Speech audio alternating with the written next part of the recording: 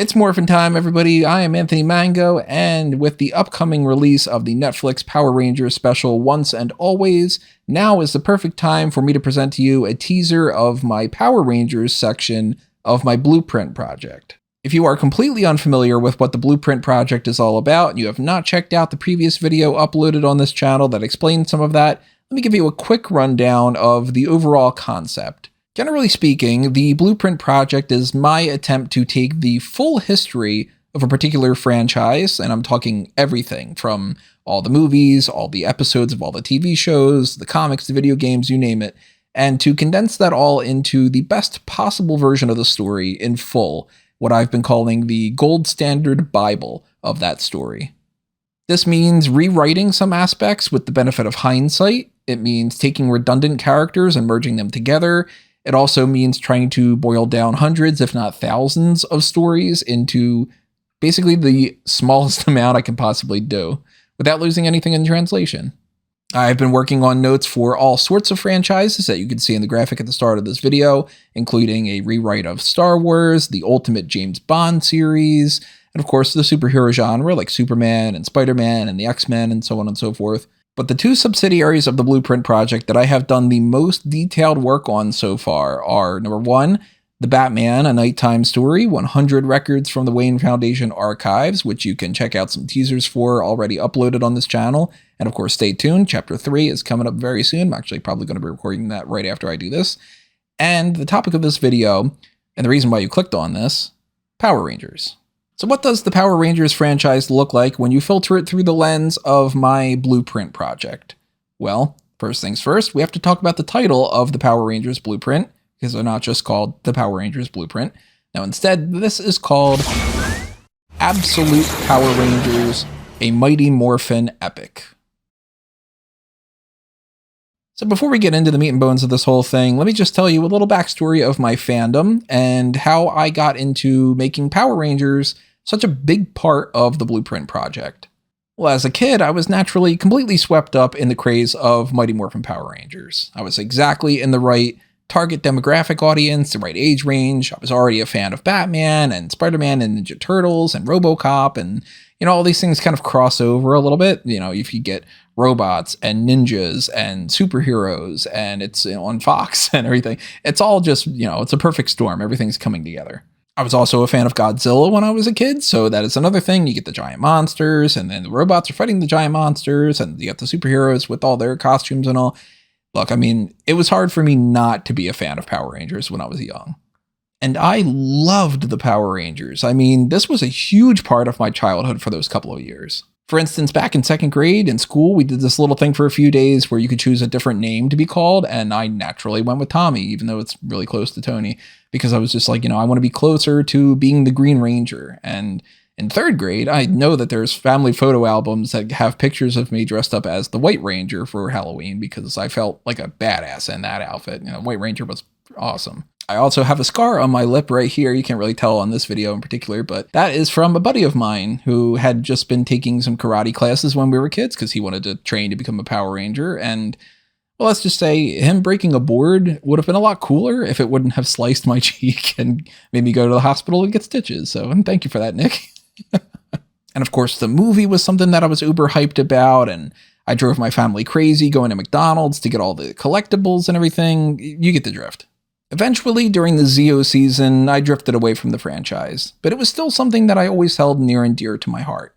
And every so often, when there was something like the Forever Red episode or the 2017 movie, then I would dip back into it. And throughout all those years, there was always a part of me that kept thinking to myself, I think that there's a pretty grounded and serious way to do a film trilogy for this.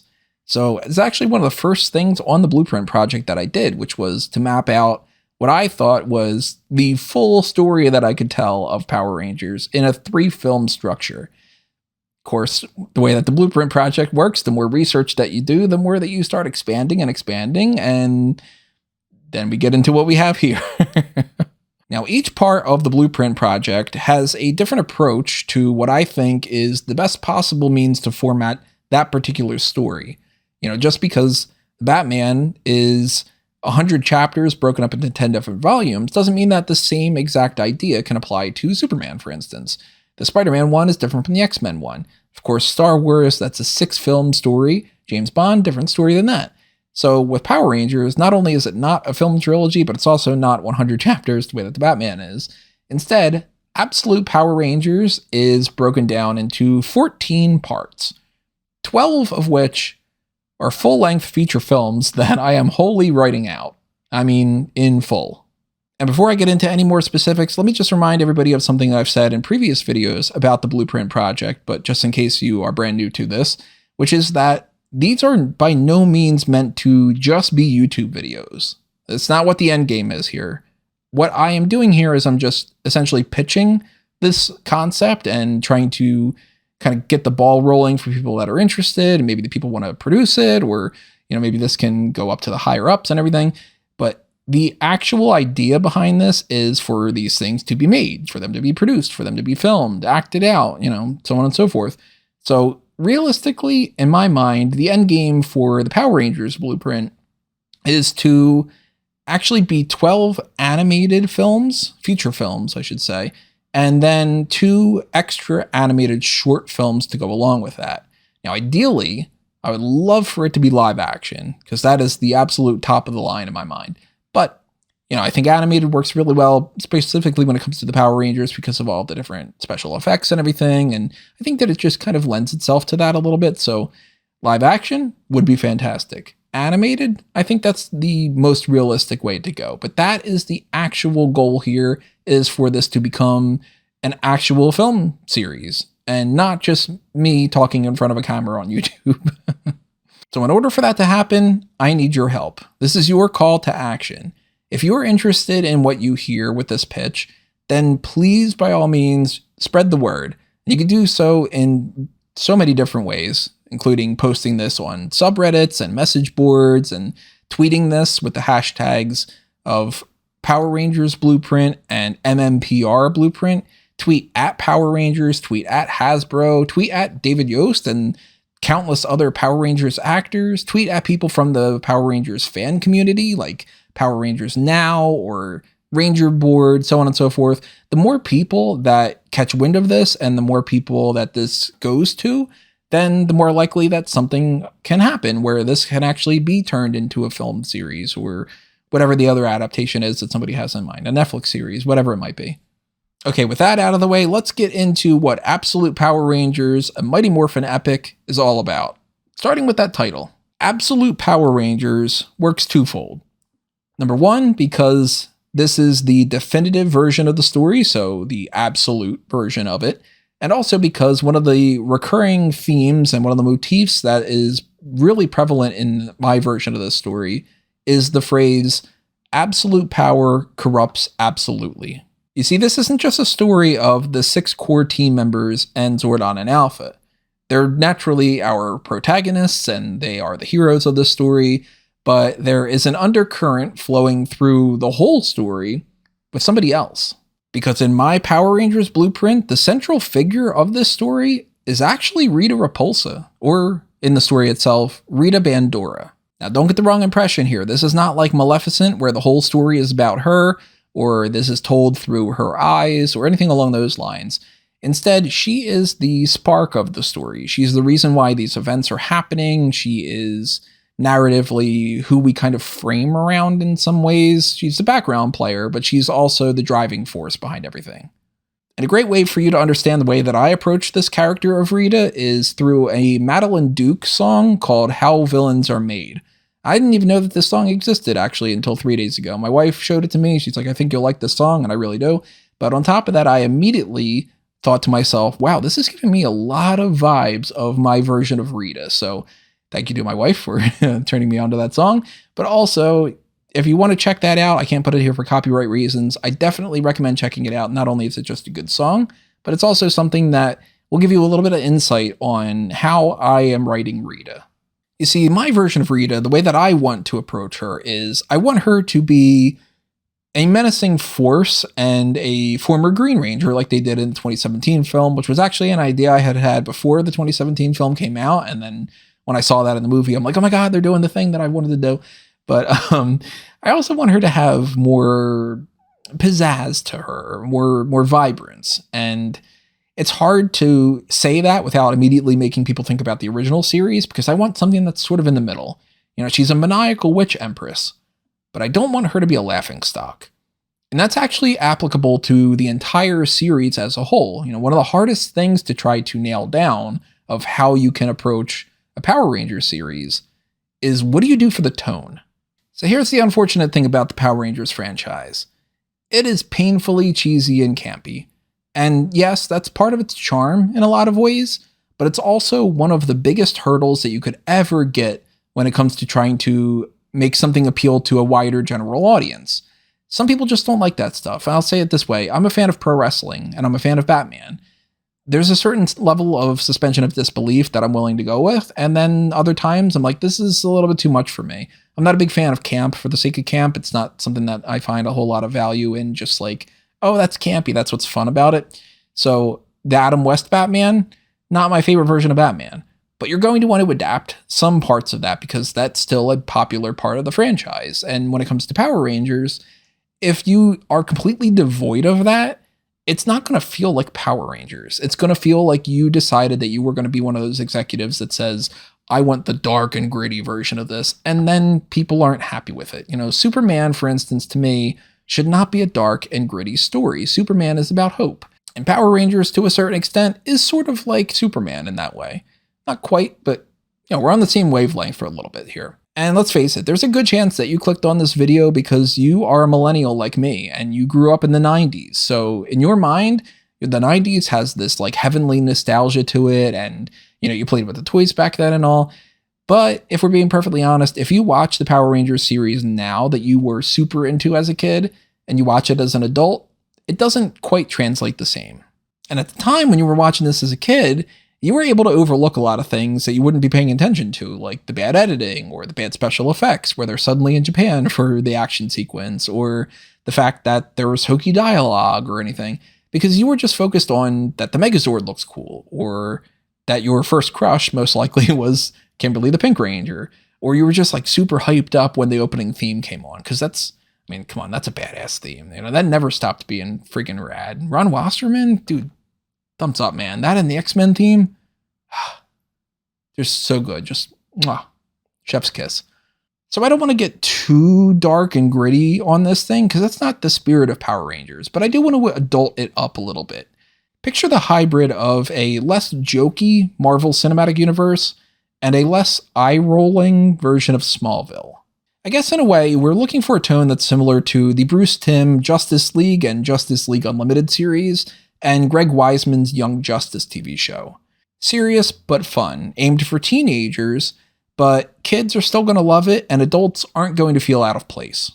So there's cursing in this, for instance, but not like you're watching a Quentin Tarantino movie. And there's some campiness, but hopefully in a way that makes you legitimately smirk. And I'm writing these in a way that I feel is a healthy combination of like high school melodrama and coming of age elements mixed with balls to the wall action and fantasy. In a way, it's sort of like John Wick meets Iron Man meets Tron Legacy meets 90210 or Gossip Girl or something. Actually, watch Cobra Kai. There you go. That's pretty much exactly the tone that I'm going for with this. And funny enough, actually, Tanner Buchanan would be the absolute perfect choice to play the part of Tommy the Green Ranger, because that kid was like genetically engineered in a lab to play that part. So now that you know about the overall concept and the way that I'm approaching the tone, let's dig a little deeper into how I'm formatting the story. I'm not going to spoil too much because, as I said before, I do want this to be made into a cartoon or a comic or web series or whatever it might be. But I do think that Marvel has a really good approach to marketing when it comes to releasing the film slates in advance. They take a particular phase, they tell people these are 10 different movies that are coming out during that time frame, and pretty much all you know are going to be, when you head into the movie, you know the name of the movie and that somehow the movie that follows it is going to be whatever the other movie is. But they don't tell you the narrative, they don't tell you the end of this movie is this, and then it goes into this movie and whatever. So I'm going to basically tell you that without dishing too many details. So here is what I've been writing. This is the outline for Absolute Power Rangers.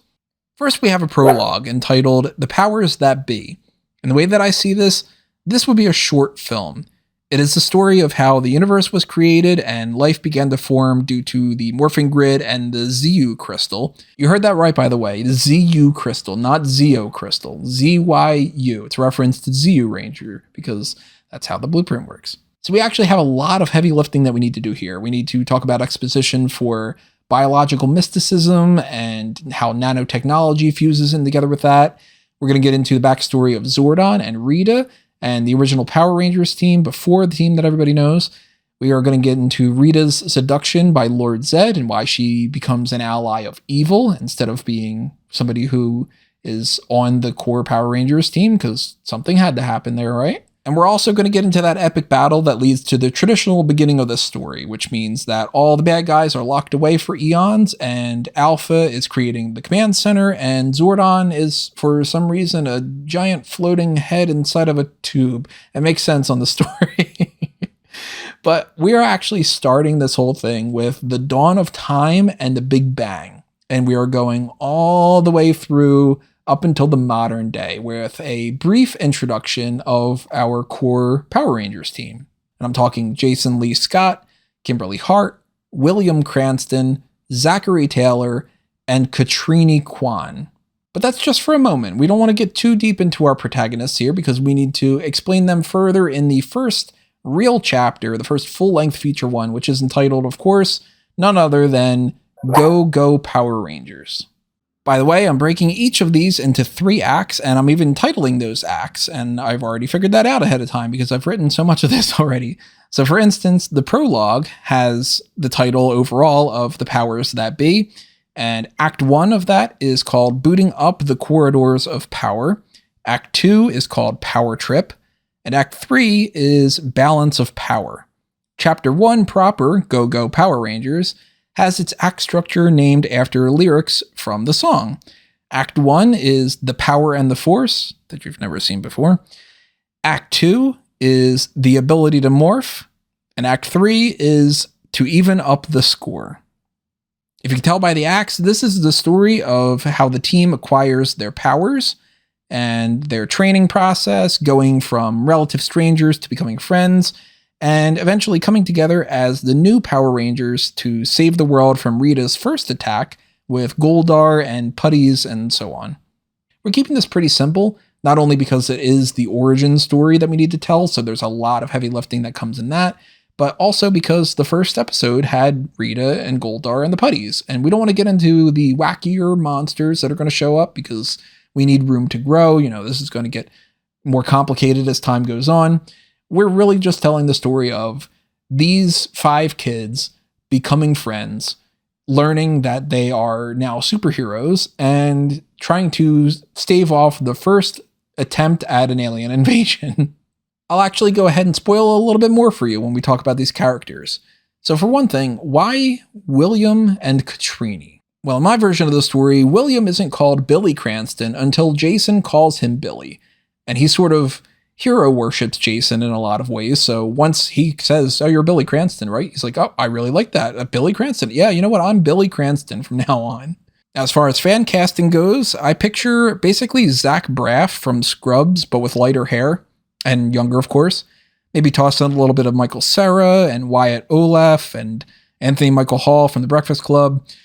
Jewish, curly hair, glasses, until he gets his powers, of course. Billy is obviously my super smart nerd type outcast. I loved the idea from the first film about him being on the spectrum, so I've carried that over too. He's comedic in his own lovable way, but by no means is he the funny one of the group. That's Zach's game. Fan casting for Zach, the Black Ranger, would be somebody like Caleb McLaughlin from Stranger Things. Kind of him meets Donald Glover, meets Michael B. Jordan. So basically Jermaine Fowler. He could be summed up best as street smart, but textbook not quite as bright. He's the life of the party, he's charismatic, he's charming, he's got this quick wit to him for a punchline, but he's also pretty aloof, and someone who lets his ADHD get the better of him. Zach is very much half of the levity to this group, the other half of that being Kimberly. Now, Kim is obviously my girl next door, super hot, popular cheerleader type who somehow manages to simultaneously be both a little bit stuck up and vain, but also the most energetic, rah-rah, optimistic person that you could find that has a whole lot of heart to her. You would think that she would be annoying with all the stereotypes and all, but the more that you're around her, the more that you want her to be in your corner cheering you on. And actually, the Go-Go Power Rangers thing, in my version of the story, is not from Alpha, it's not from Zordon or anything.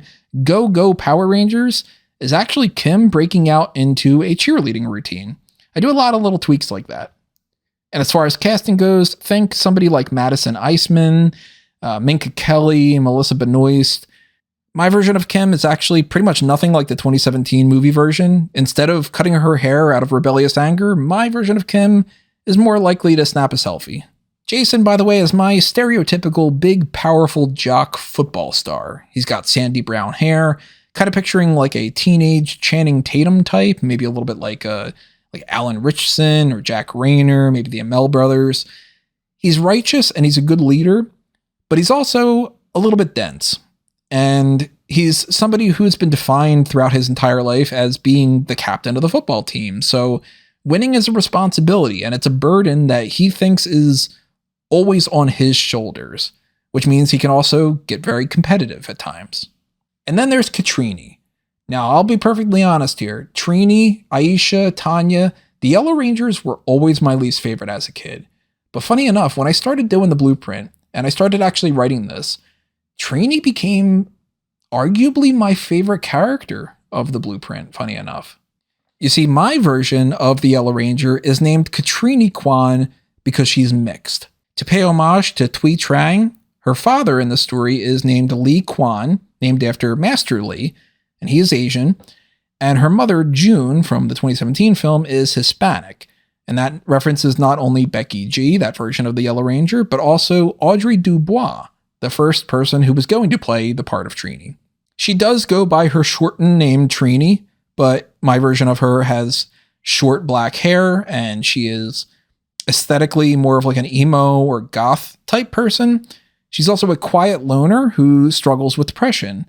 And although she's kind of a buzzkill at times, she's also the one with the most heart. She's the moral core of the team. With her, you can get into representation, being eco-friendly, animal rights, and all that. But also, when you struggle so much with your identity that you feel more comfortable being invisible rather than anybody actually seeing who you are deep down. So Trini is the heart of the team. Billy is the brains of the team. Jason is the muscle. Zach is the soul of the team. Kimberly is the spirit. What happens if you introduce the wild card of the team, Tommy? Let's face it, Tommy's my favorite character. He's probably your favorite character. A lot of people, it's their favorite character. So even though he doesn't pop up immediately as part of the team, because that wouldn't make any sense anyway, he is the linchpin to all of this. He's Tommy. He's the best ranger of all time. Of course, I'm not going to deviate from that. So actually, what I'm going to do instead is I'm going to hone in on that even more in certain ways. Him being the best Power Ranger is sort of a key element to this. But he's also a jerk, although with a heart of gold. And he's an orphan with a criminal record who Rita is able to manipulate pretty easily at first by preying on his need for a family, which he thankfully does receive with the team under Zordon, and especially when it comes to Kim, who is the love of his life, not Kat. Sorry, that's a change I'm adamant about. Also, his name is Thomas Oliver Marshall rather than Tommy Oliver. And there are a few other adjustments that I've made to Tommy that I think you'll find really fun and fresh and rejuvenating. In particular, there's actually a really big change to something along the journey of why Tommy becomes the White Ranger and how that happens. But I'm not going to spoil that for you today. No, you don't get that on this video. Anyway, this video is already running long, so instead of talking about how much I love Bulk and Skull and Ernie, or how Cyclopsis is one of the biggest threats in the Rolodex of monsters, or how Marlo Eskin and Ty Fleming are just the biggest jerks in school, or how deep of a relationship Zach has with Angela, or how Finster is more menacing because I've taken inspiration from World War II scientists for him. Before we get into all that stuff, let's talk about the rest of the story slate. Chapter 2, or full-length feature film number 2, whatever you want to call it, is titled The 541, which, spoiler alert, is a football play and one of Jason's trademark maneuvers. I'm not going to say much else. Chapter 3 is called Green with Envy, not Green with Evil, but look, you know at least some of what's happening here. Chapter 4 is Power Struggle, and boy, when I tell you, when I wrote this one out, it was so long that it could basically be 2 or 3 chapters in and of itself because it spans from New Year's Day all the way until prom. This one took a while to do, actually. Chapter 5 is Burning Candle, and this is one that I haven't finished writing out yet. I've written a general outline and pages and pages and pages of detailed notes for all 14 parts, but I've only written the first draft of the prologue in chapters 1 through 4, and I'm still on Act 1 of Chapter 5 at the moment for fully writing it out, all the dialogue and all the set pieces and everything along those lines, but it's coming along pretty nicely, and I'm really actually excited to get to the end of that story because Chapter 6 is called Out of the Darkness, and to be honest, it is my overall favorite chapter. I love the story that I'm telling here, and the only hint I'm going to give you is vigilante. That's the only thing I'm going to say. Chapter 7 is called Into the White Light. Chapter 8 is called Hope for the World. That is a song that you would recognize as part of the franchise. Chapter 9 is called Gridlocked. Chapter 10 is Shooting Stars and was originally the back half of Gridlocked. But the more that I wrote the outline for Gridlocked, the more I realized that these are just 2 huge stories that can't be combined. So when you start going interplanetary, I'm going to shut my mouth and not tell you anything more on that. Chapter 11 is called You Ooze, You Lose. See, I'm keeping some of the campiness. Also, I bet you can tell who the main villain monster is for that story, huh? And the final full-length feature film is Chapter 12, titled The Power Is On. This is the culmination of everything with an ending that I think will break some hearts, but at the same time, put a lot of smiles on everyone's faces. And while I'm tempted to just like spill my guts here and be so excited about it that I just tell everything to everybody, I don't want to reveal all of the act names for all the chapters. I've written them all out. They all have their names settled. I've sorted that out ahead of time. But I will say that Act 3 of Chapter 12, the final battle between good and evil, is appropriately titled what this Netflix special is. It's called Once and Always. So wrapping this all up and mirroring the prologue that started it all, there would be another short film, which would be an epilogue. And this would explain the fallout of the events of the finale. And I don't even want to reveal the title for it because I want to tell you so bad, but I can't tell you. I don't want to spoil anything. So there's at least the pitch that I can put out to the public where I don't want to really spoil too much. But if you are an executive, you work at Hasbro or something, you want to make this something with me, you want to turn this into a TV series or a movie franchise or something, then obviously reach out to me. We will talk in much more detail about the nitty-gritty of this whole thing, and I will completely talk your ear off over all the different things that I've written up so far and all the plans I have going forward of how we can make this the best possible thing.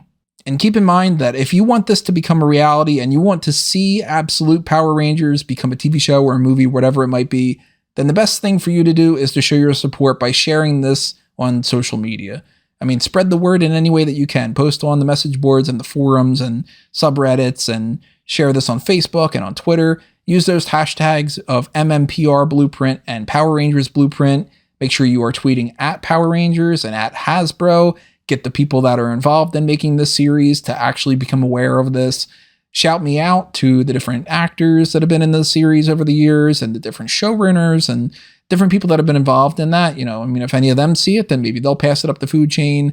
Obviously, tweet this out and share this from the rest of the Power Rangers community that's out there. The more fans that are behind it, then the more of a chance that they get a groundswell of support in that way. I would love to hear your ideas. If you are a big Power Rangers fan, drop your thoughts in the comments below. You can pick my brain about certain things. I'm not going to reveal a whole lot of things necessarily, but I'll give you some hints. I'll give you some more details here and there. Let me know what you want to know, and we'll try to work something out there without spoiling too much. And even when it comes to something like just hitting the like button on this video, you know, little things like that might not seem like it's going to contribute all that much, but the more people that do it, then the more that this can boost the algorithm, and then the more people that see it, the more people that will do it, and it's all going to snowball after that. So effectively what I'm saying is whether you share this on YouTube or you talk about it on TikTok or on Instagram or whatever it is, the power is on your side. So with your help in spreading the word, I really truly think that we can take Power Rangers to unprecedented heights at a whole new level. So what's coming up next from this? I'm not entirely sure. I know at the very least I'm going to be checking out the Netflix special Once and Always, and I can guarantee you that there are going to be elements of that I'm going to incorporate into the Blueprint project in some way, because I'm sure that there are some really cool things that I'm going to want to adapt in whatever fashion I decide to. But I might do a review based off of that. I might do something else. I'm not entirely positive. At the very least, if you stay tuned to Fanboys Anonymous, then whether it's the next chapter of the Batman story, or it is something Power Rangers related, or about Star Wars, whatever it might be, then you're going to get more of that content coming up in the future. And hopefully we are talking about the future of this very, very soon. I don't want to wait 10,000 years at the very least for us to get into the true adaptation of Absolute Power Rangers, A Mighty Morphin Epic by Tony Mango. So until then, I am Tony Mango. Take care and let the power protect you.